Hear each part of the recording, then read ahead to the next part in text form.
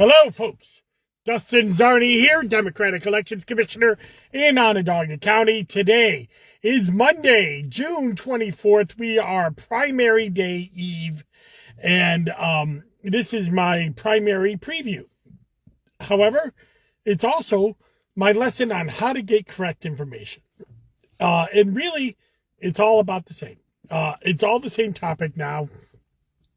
In 2024, we live in a weird time where you have to go to trusted sources to get information. And if those of you who don't know what I'm talking about, today, the Onondaga County Board of Elections issued a statement, as well as I issued my own statement, because we had received notifications that that voters in our county had received errant texts from a company called Vote FTW, and that company was sending those messages around to voters, giving them wrong polling places, and those wrong polling places were obviously not just wrong, but they were egregiously wrong. They were telling people in Clay to go to Buffalo. They were telling people in Salina to go to Westchester County. I'm laughing. It's not funny. It's actually quite a horrible situation. We learned throughout the day, and the New York State Board of Elections is to credit for this, that not only was it happening in Onondaga County, it was happening throughout the state. And the company, Vote FTW, eventually issued a statement saying that it was their fault. They were doing this as a public service and not on behalf of any particular campaign, just trying to get people to vote in the primary tomorrow. And unfortunately, they had a database error, and that's how this happened. That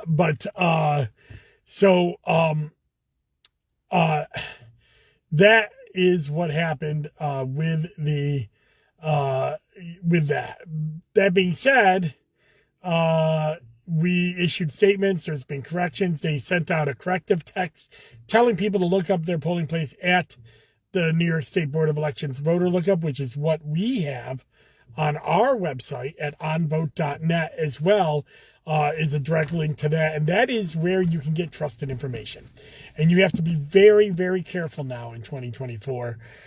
We have AIs and deep fakes and malicious actors and state actors that are out there that are trying to get wrong information in the hands of voters, or just being incompetent and getting bad information into the hands of voters. And so it's important that you double check everything. And that is why we at the Onondaga County Board of Elections have worked so hard to try to get as much information at your fingertips right at our website. Again, onvote.net. You can check your registration, check your polling place. You can see if you're enrolled in a party. And all of that information is right there at your fingertips. So go there and get that information. So finally, well, not finally. Now, let's get to the preview, right? Here is, tomorrow is primary day. I usually do these commissioner in the cars on Tuesdays, but the last two times I've done it on Mondays because on Tuesday is an election day, and that's also tomorrow. So tomorrow is primary day. 6 a.m. to 9 p.m. is the primary. Those are your standard polling hours throughout New York State. In Onondaga County, we have 146 polling places open. They're your normal polling places with a few small exceptions. And those voters were notified. I believe it's Cicero Elementary is the only exception. They're voting across the street at the Michael Bregman Stadium Center because school is in session. We're trying. We have a place that is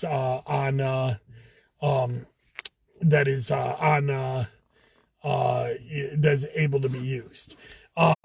That is what is going on there. You have to be a Democrat in Onondaga County to vote in the primary for the New York 22 congressional district, or the Senate District 50 race. You have to be a Republican to vote in the Lysander Town Council race or the Senate District 48 race.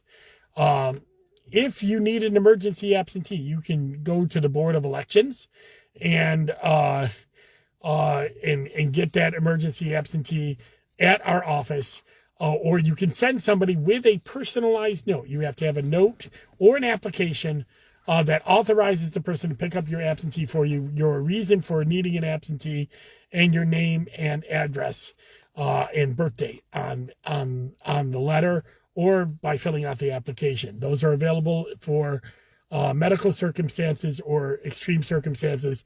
But remember that all absentees or early vote by mails have to be postmarked or dropped off at a polling place by tomorrow. So if you have one of those sitting in your house, make sure that it's done. Again, 146 polling sites. You have to go to your assigned polling site. If you're at the wrong polling site, you can vote by affidavit ballot at that wrong polling site. But if you're outside of the districts where you are eligible to vote tomorrow, then you won't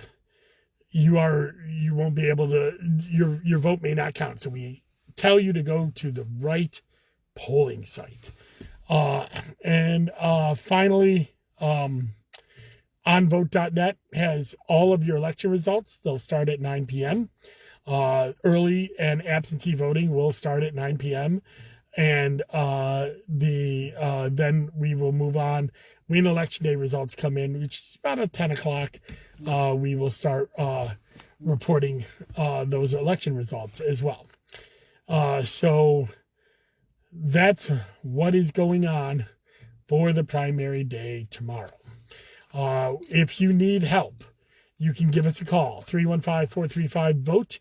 We'll be there at 4:30 a.m. tomorrow to get ready for the primary and taking phone calls up until 9 o'clock.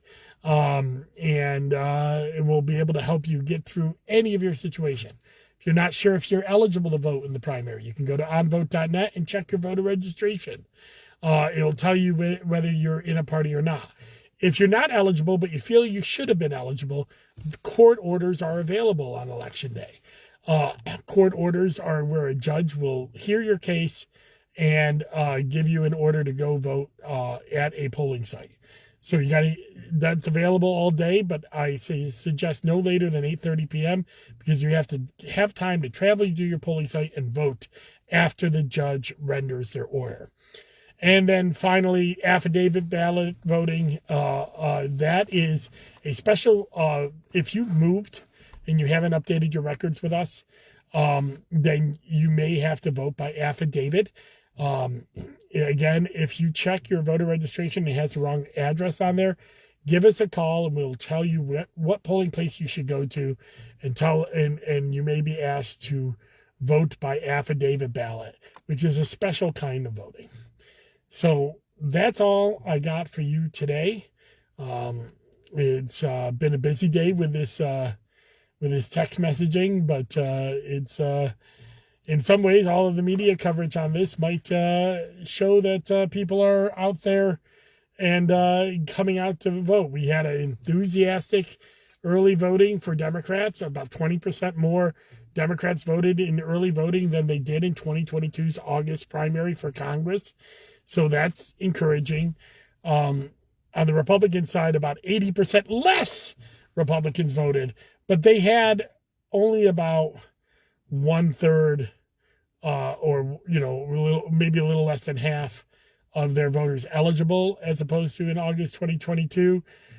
Still, their rate of voting was about 50% of what it should be. Compared to August of 2022 for early voting. So slightly less enthused participation there by the Republicans. We'll see if that makes up for it on election day or with the absentees that come in. Absentee ballot has to be postmarked tomorrow, has to arrive by July 2nd to be counted in this election. That's all I got. Thank you very much. Get out there and vote tomorrow. And if you have any questions, onvote.net or 315-435-VOTE. Bye-bye.